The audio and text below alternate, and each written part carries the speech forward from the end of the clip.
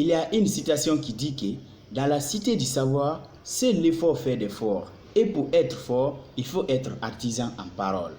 Alors, dans cette vidéo, je vais te montrer un tout petit secret qui pourrait être utile et qui est d'ailleurs très efficace que moi-même j'applique tous les jours pour devenir plus éloquent dans une discussion ou dans un débat quelconque et surtout à se sentir supérieur dans une discussion lorsque quelqu'un te coupe la parole.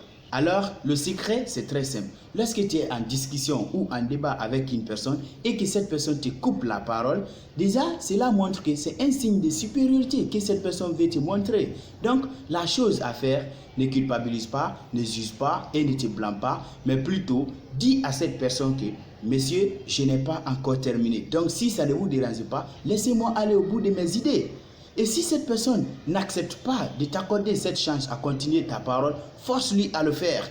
Et dès que tu lui forces à le faire, déjà cette personne va aussi te respecter. Et déjà cette personne saura aussi que toi aussi, tu mérites au moins du respect. Mais si tu ne fais pas ça, la personne va penser que tes idées ne sont pas très importantes. Tu vois, et ça va lui pousser même à continuer à parler. Et dès que tu vas aussi reprendre la parole, dès qu'une idée lui file dans la tête, il va te couper aussi automatiquement la parole. Pour être plus clair, regarde juste cette vidéo qui est là devant toi. Will not raise taxes on anybody who makes less than $400,000 He said a he's going to year. repeal the Trump tax cuts. Mr. Vice President, I'm speaking. Well, I'm speaking. it'd be important if you said the truth.